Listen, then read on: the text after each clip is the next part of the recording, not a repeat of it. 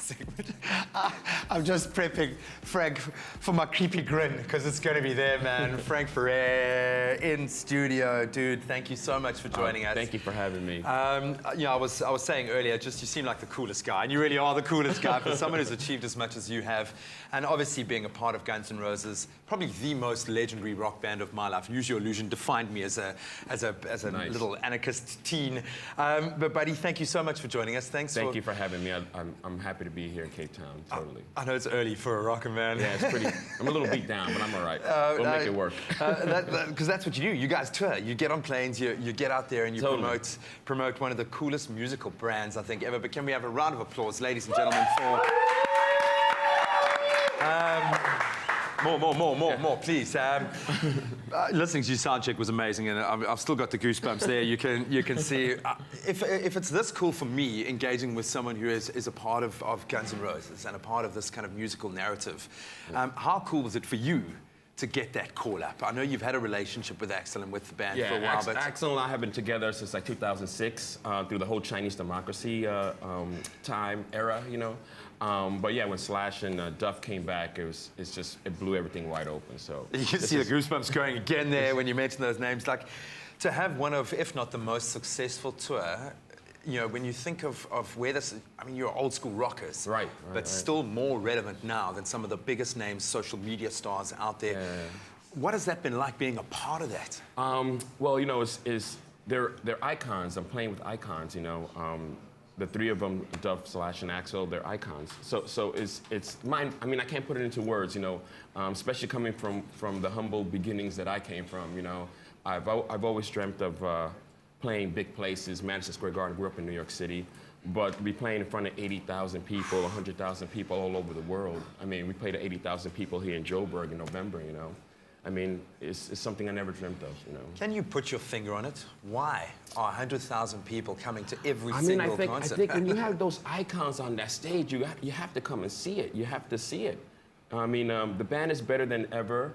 You know, we have really great musicians in the band besides the main three. You know, and Dizzy Reed is still in the band, who is played on Use Your Illusions. We played all the piano on it. So it's just so iconic. You have to come and see it. Plus, the band is pretty slamming too.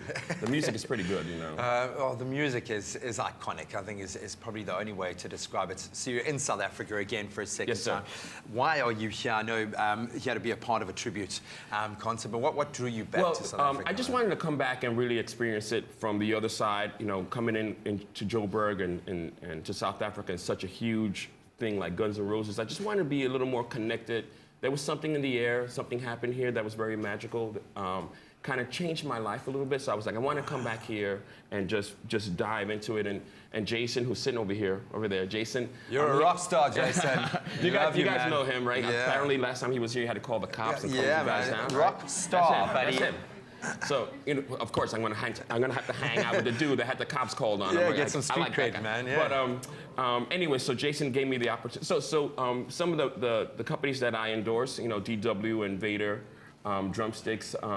I reached out to Dane Marshall, who takes care of that stuff down here, and I was like, hey, what can we do? I just want to come back, but I could do a clinic, I could do whatever, you know. And then he introduced me to Jason. Jason has the tribute band that we're playing tonight at Hillcrest Quarry. Well done. By the way. Well done. Those details will be on our website as well, yeah? And he was like, hey, you know, come and do this.